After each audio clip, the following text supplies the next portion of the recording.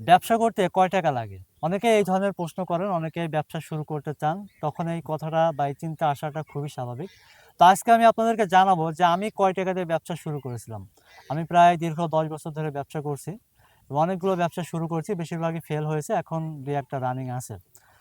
তো এই তথ্যটির আগে আরেকটা তথ্য দিই। আমি এখন বসে আছি চিত্রা নদীর পাড়ে। এইটা হচ্ছে আমার শৈশবকাল কেটেছে এই চিত্রা নদীর পাড়ে সবচেয়ে বেশি সময়। এটা ঝিনাইদহ জেলার কালীগঞ্জ উপজেলাতে।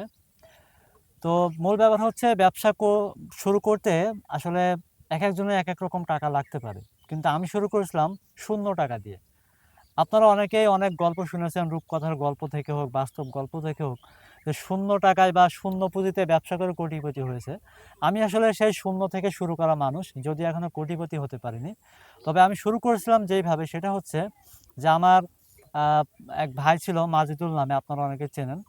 তো আমার সম্পর্কে আমার খালাতো ভাই হয়। তো সেই মাজেদুল হচ্ছে আপনার মধু নিয়ে ব্যবসা করতো অনেক আগের থেকে। তো আমি বিভিন্ন সময় তার সাথে বিভিন্নভাবে আ ঘোরাফেরা করতাম, যাওয়া আসা করতাম। মাঝে মধ্যে তার থেকে মধু কিনেও খেতাম। তো একটা সময় মনে হলো যে আমি মধু নিয়ে ব্যবসা করব ইনশাআল্লাহ।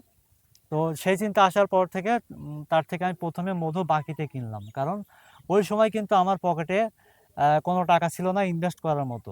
নিজের কাছে হয়তো ২০, ৫০, ৳১০০ থাকতে পারে, আমার সঠিক মনে নেই। কিন্তু মধু আমি বাকিতে কিনেছিলাম।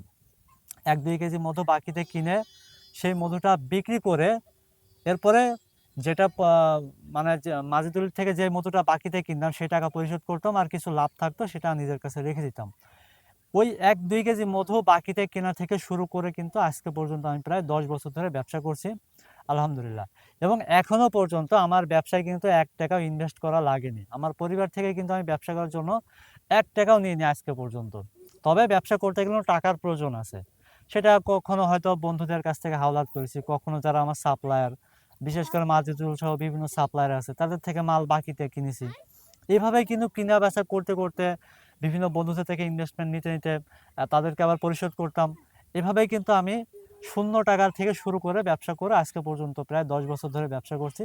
তবে হ্যাঁ, কোটিপতি হতে পারিনি বা অনেক বড় কিছু হতে পারিনি। কিন্তু আল্লাহর রহমতে ব্যবসা শিখছি, ব্যবসা করতে ভালো লাগছে।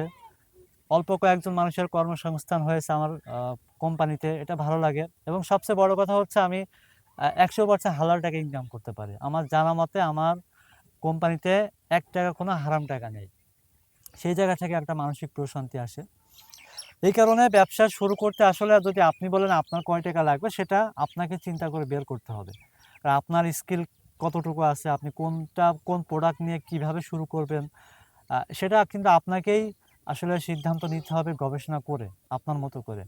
আর আমার জায়গায় আমি যেহেতু গ্রামের মানুষ, আমার পরিচিত সাপ্লায়ার ছিল, তার থেকে বাকিতে কিনেছি। আমার টাকা ছিল না, ঠিক আছে।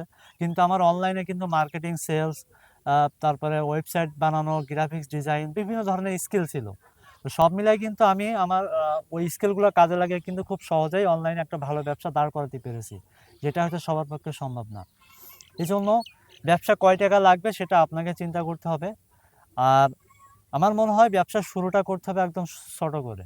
আপনার কাছে যদি ৳১,০০,০০০ ও থাকে, আমি বলব আপনি ৳১০,০০০ ইনভেস্ট করে যত অল্প পরিসরে ব্যবসা শুরু করলে সেটা ভালো হয়।